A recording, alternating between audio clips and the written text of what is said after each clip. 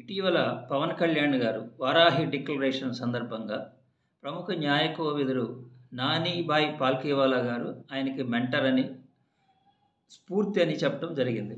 ఈ సందర్భంగా నాని పాల్కీవాలా గారి విశేషాలు మనం తెలుసుకుందాం. అదేవిధంగా నాని పాల్కీవాలా గారు పవన్ కళ్యాణ్ గారికి మెంటర్గా అవుతారా అంటే, నాని పాల్కీవాలా గారి అభిప్రాయాలు, ఆలోచనలు, ఐడియాలజీ, పవన్ కళ్యాణ్ గారి ఐడియాలజీ, ఇప్పుడు చేస్తున్న పనులు ఒకటేనా, అవి విశ్లేషణ చేద్దాం.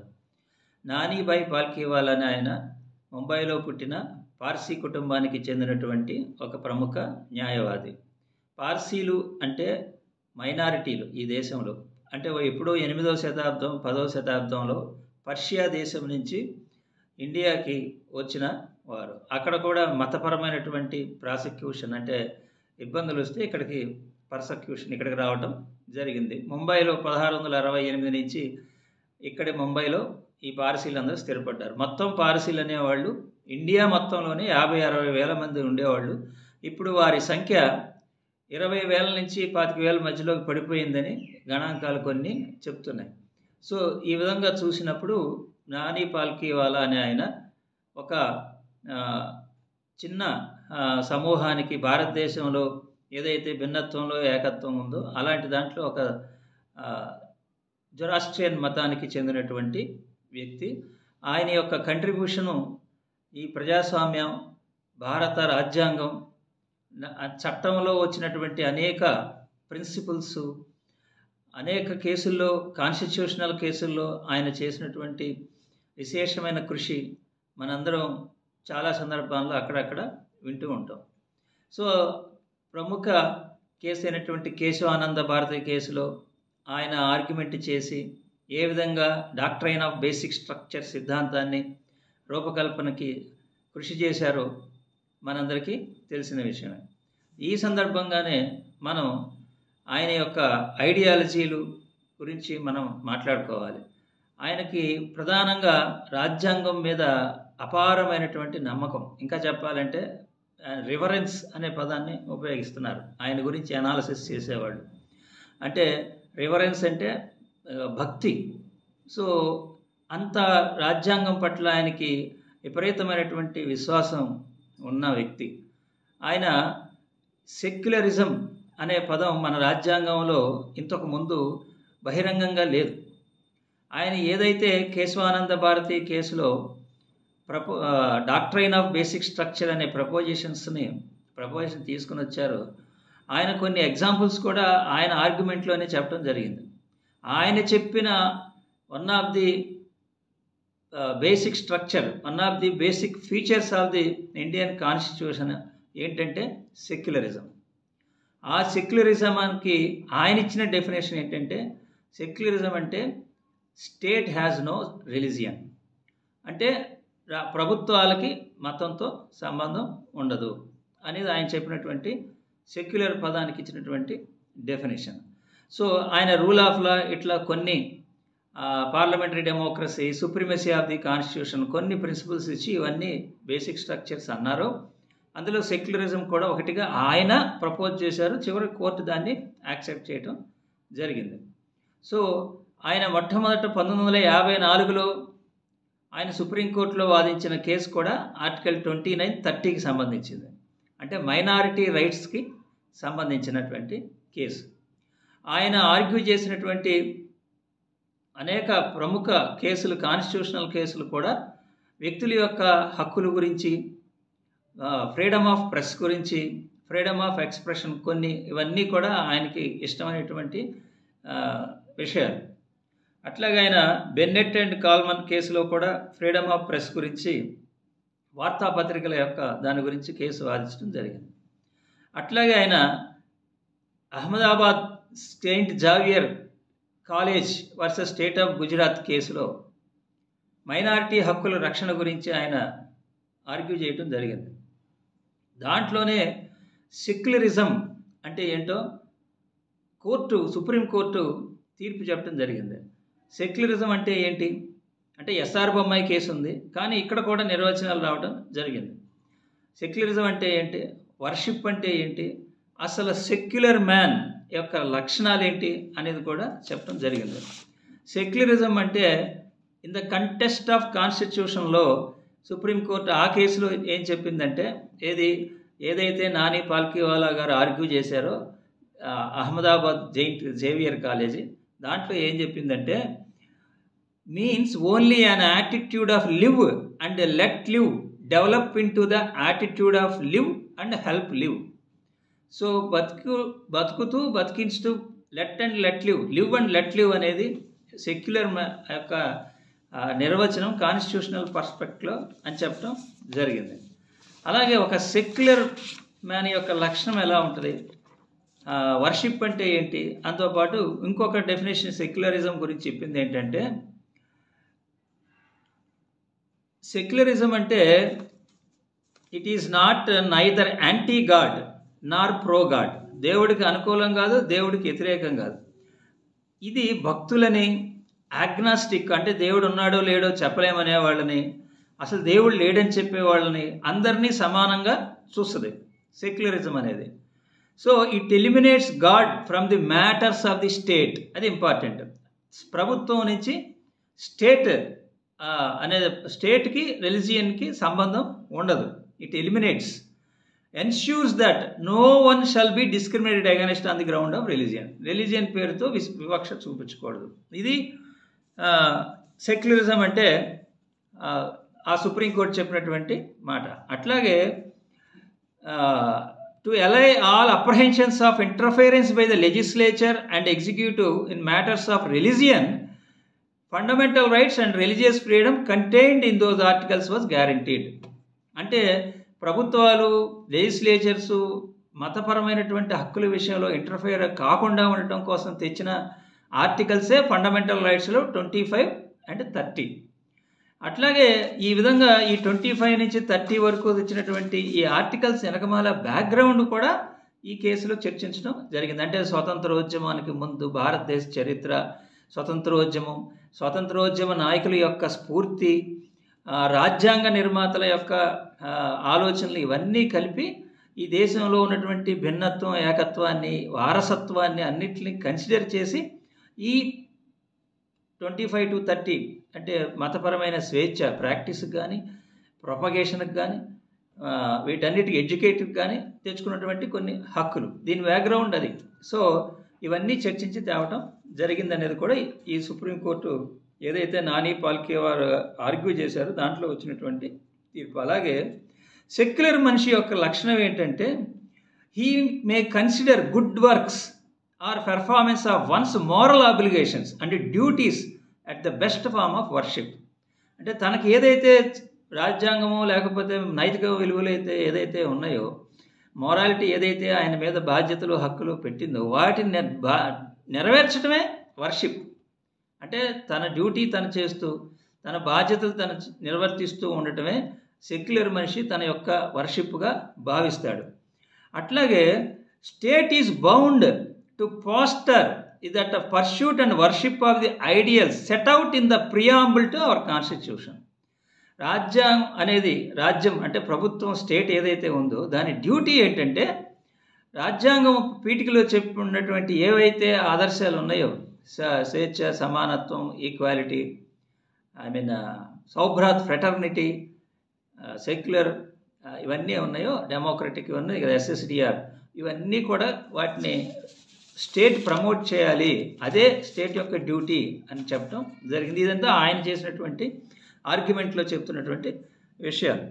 సో ఆ విధంగా నాని పాల్కీవాలా గారు అనేక కేసుల్లో తన కంట్రిబ్యూషన్ని పర్టికులర్గా సెక్యులరిజానికి అనేక కేసుల్లో, ఆయన ఒక కేసులో చెప్పలేదు, మండల్ కమిషన్ కేసులో సెక్యులర్ గురించి మాట్లాడారు, ఈ సెయింట్ ఎగ్జావియర్ దాంట్లో, కేశవానంద భారతి కేసులో ఆయన ఆ విధంగా సెక్యులరిజానికి కంట్రిబ్యూట్ చేయడం జరిగింది.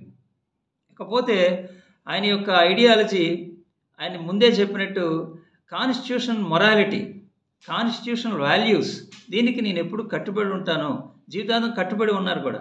కాన్స్టిట్యూషన్ మొరాలిటీ అంటే ఏంటి? సుప్రీమసీ ఆఫ్ ది కాన్స్టిట్యూషన్, రాజ్యాంగం అన్నిటికంటే గొప్ప, rule of law, rule of law అనే దానికి ఆయన కట్టుబడి ఉన్నారు, డెమోక్రసీకి ఆయన కట్టుబడి ఉన్నారు. ఆయన చెప్పడం జరిగింది కూడా అట్లా అనేక సార్లు. కాన్స్టిట్యూషన్ మొరాలిటీ అనేది ఈ దేశాన్ని ప్రివేల్ అయి ఉండాలి, అప్పుడు ఇది డెమోక్రసీ, యూనిటీ, ఇంటిగ్రిటీ అనేవి దేశం ఐక్యంగా ఉండటం జరుగుతుంది.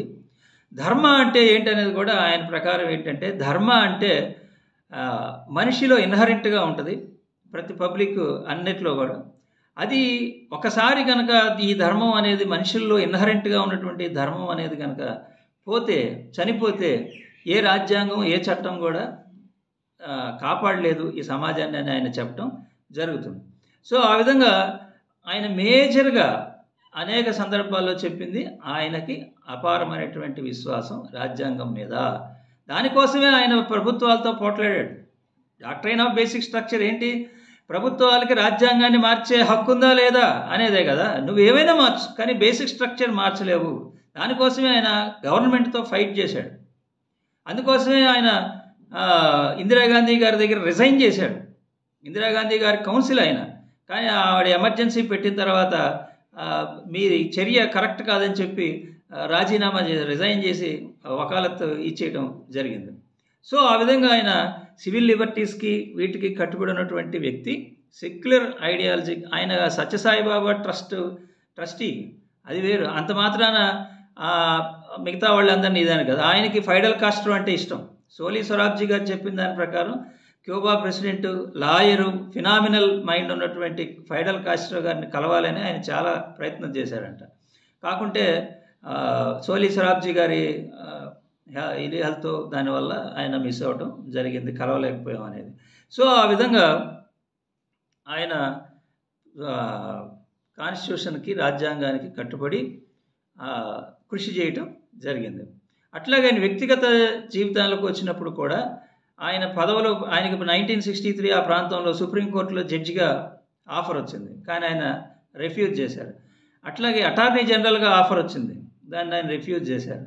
ఈ విధంగా పదవుల గురించి కాకుండా నేను గవర్నమెంట్కి అగెనిస్ట్గా, స్టేట్కి అగెనిస్ట్గా ఉండటానికి ఇష్టపడతానని చెప్పి ఆయన చెప్పడం జరిగింది. ఇది ఆయన యొక్క డెమోక్రటిక్ వాల్యూస్, కాన్స్టిట్యూషన్ పట్ల ఆయనకు ఉన్నటువంటి విశ్వాసం, ఇవన్నీ. అయితే ఇప్పుడు మనం ఇక్కడ ఎందుకు నాని పాల్కీవాలా గురించి చర్చించుకోవాలి అంటే, నాని పాల్కీవాలా గారు పవన్ కళ్యాణ్ గారికి మెంటర్ అన్నారు. మెంటర్ అంటే అర్థం ఏంటంటే హూ ప్రొవైడ్స్ గైడెన్స్, సపోర్ట్. మీరు గూగుల్లో కొట్టి చూడండి, ఇదే వస్తుంది. అంటే మెంటీ ఎవరైతే జూనియర్ ఉన్నారో ఆ జూనియర్కి సపోర్ట్ ఇచ్చే ఆయన, గైడెన్స్, మార్గదర్శకత్వం ఇచ్చే ఆయన, అట్లాగే అడ్వైజులు ఇచ్చేవాళ్ళని మెంటర్ అని, దాని అన్నింటిని కలిపితే మెంటర్ అంటారు. ఇప్పుడు నేను చెప్పిన బ్యాక్గ్రౌండ్లో నాని పాల్కీవాలా గారు సెక్యులరిజం కోసం అంత కృషి చేసి, రాజ్యాంగ విలువలకు అంత కట్టుబడి ఉండి, చివరిదాకా ఆయన కట్టుబడే ఉన్నారు. ఈ పరిస్థితిలో పవన్ కళ్యాణ్ గారు ఏదైతే వారాహి డిక్లరేషన్ చేశారో అది ఆయన గైడెన్స్ పూర్తిగానే జరిగినటువంటి డిక్లరేషనా? మీరు ఆలోచించండి. ఇప్పుడు ఏం చెప్పారు సెక్యులరిజం గురించి? ఆయనే రాజ్యాంగంలో ఎక్స్ప్రెస్గా లేని దాన్ని మొట్టమొదటిసారికి బయటకు తీసుకొచ్చి చెప్పింది నాని పాల్కీవాలా గారే. కానీ వారాహి డిక్లరేషన్లో ఏం జరిగింది?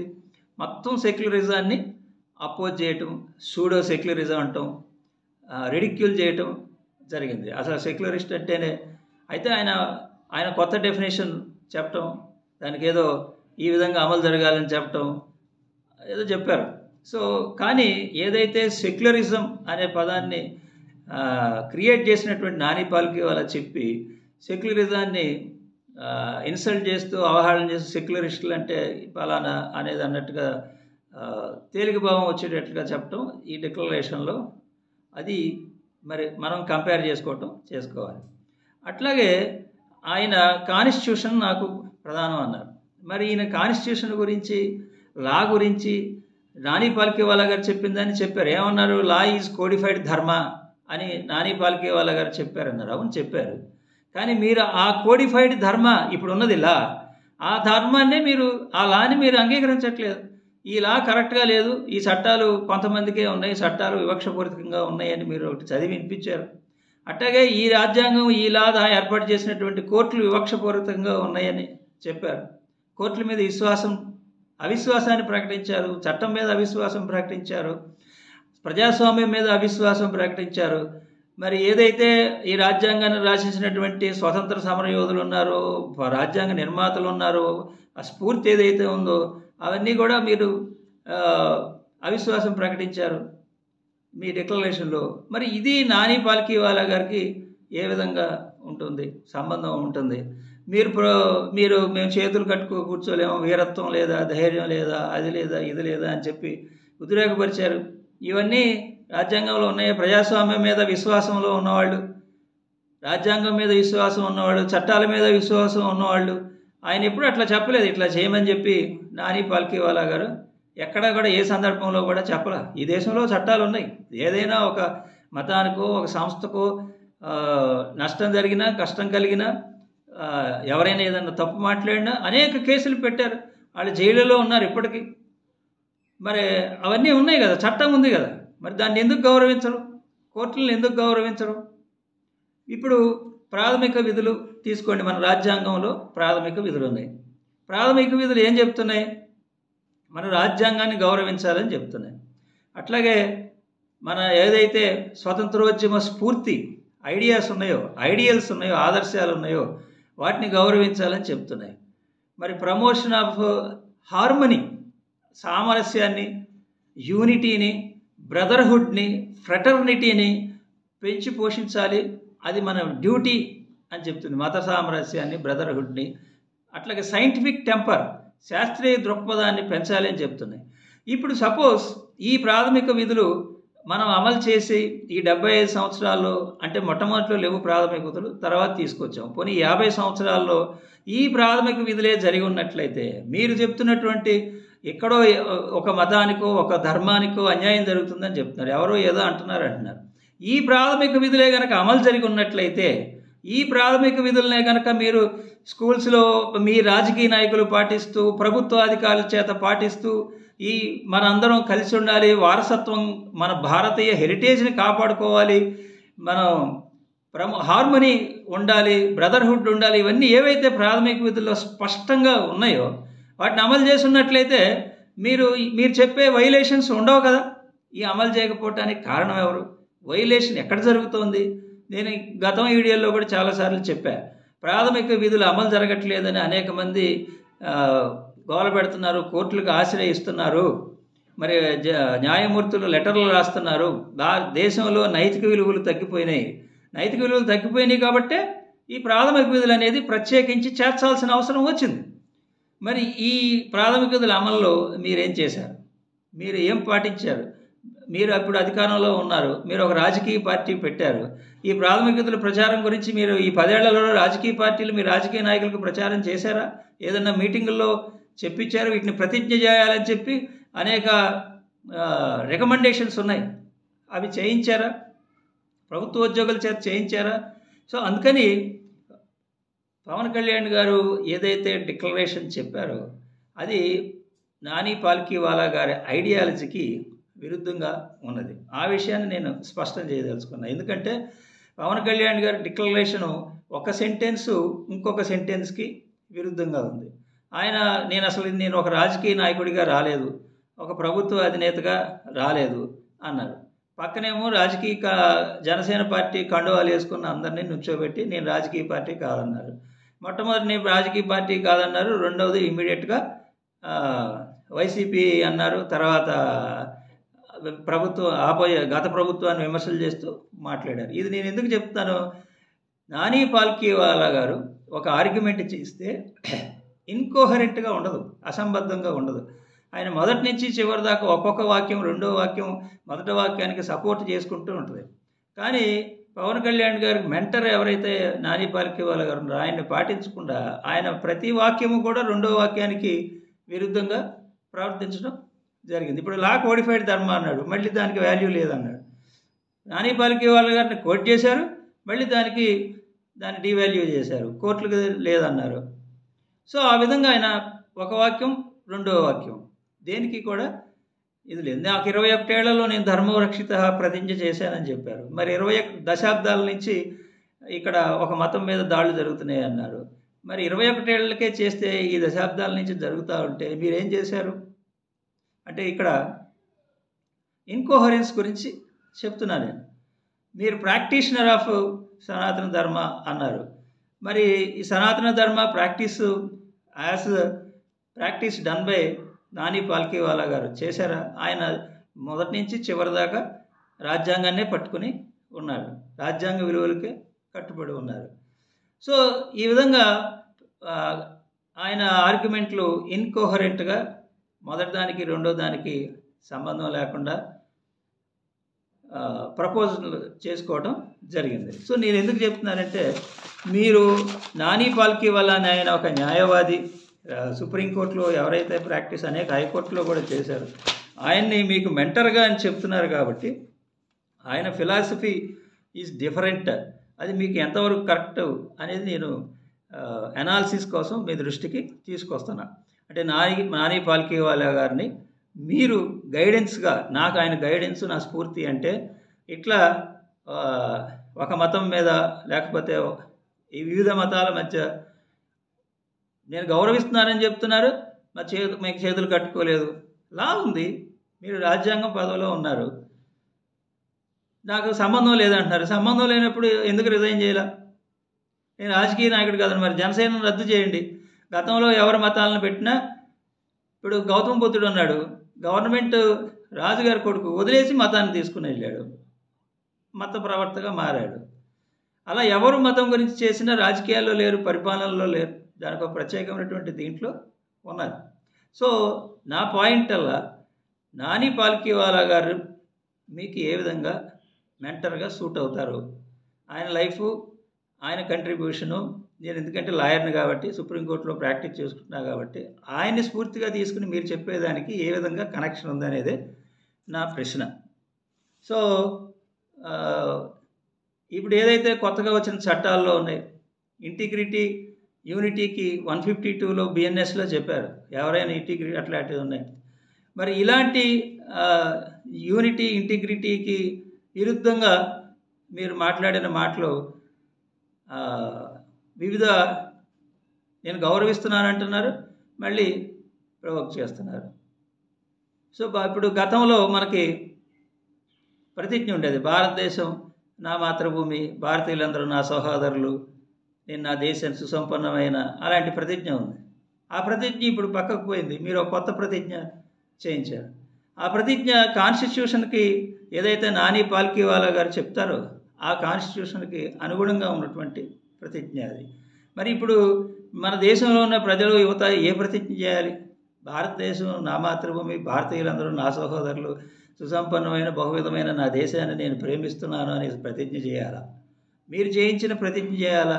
నాని పాల్కీవాలా గారు చెప్పిన రాజ్యాంగంలోంచి తీసుకోవాలా? ఏది తీసుకోవాలి? ఇప్పుడు ప్రాథమిక విధులు కనుక ఇందాక నేను చెప్పినట్టు అందరూ పాటించినట్లయితే మీరు సిలబస్లో పెట్టండి. మీ గవర్నమెంట్, మీరు ఇప్పుడు ఉన్నారు, ఇప్పుడు నేను చెప్తున్నాను, మీరు గవర్నమెంట్లో ఉన్నారు, ఇన్ని గ్రామ సభలు జరిపారు కదా, ఇన్ని గ్రామ సభల్లో ప్రాథమిక విధుల గురించి ప్రతిజ్ఞ చేయించారా? దాని మీద సుప్రీంకోర్టు డైరెక్షన్ ఉంది. మీ పంచాయతీ టు పార్లమెంట్ దాకా చేయాలని రికమెండేషన్ ఉంది, మీరు చేయించండి. అందరూ మనం సమానంగా ఉందామంటే ఒక మతాన్ని వైలేట్ చేస్తూ ఎవరైనా మాట్లాడతారా? కాబట్టి నేను యువతకు కూడా చెప్పేది ఏంటంటే, ప్రతిజ్ఞ ఏం చేయాలో మీరు నిర్ణయించుకోండి. నాని పాల్కీవాలా చెప్పిన ప్రతిజ్ఞ చేస్తామా? వేరే మత రాజ్యాంగం చెప్పింది, నాని పాల్కీవాలా సూచించింది రాజ్యాంగంలోదే చెప్పారు, అందరం కలిపి ఉండాలి అనేది చెప్తామా? అన్నదమ్ములు, అది మన భారతీయ సంస్కృతి. ఇప్పుడు పార్సీల గురించి చెప్పాను, వాళ్ళు ఎక్కడో పర్షియా నుంచి ఇక్కడికి వచ్చేసారు, మన సంస్కృతి వారసత్వం అది. సో కాబట్టి అందరినీ ఐక్యంగా ఉండేట్టు రాజకీయ నాయకులకి స్టెడ్ఫాస్ట్నెస్ ఉండాలి, స్థితప్రజ్ఞత ఉండాలి, బ్యాలెన్స్ ఉండాలి. మనం 21 ఏళ్ల వయసులో తీసుకున్న ప్రతిజ్ఞని 61 ఏళ్ల తర్వాత ఇంప్లిమెంట్ చేయాలని అనుకుంటూ నాని పాల్కీవాలా గారిని కోట్ చేస్తే మరి న్యాయవాదులుగా లీగల్ ఫ్రాటర్నిటీ యాక్సెప్ట్ చేయబోదు అని చెప్పడం కోసం ఈ వీడియో చేయటం జరుగుతుంది.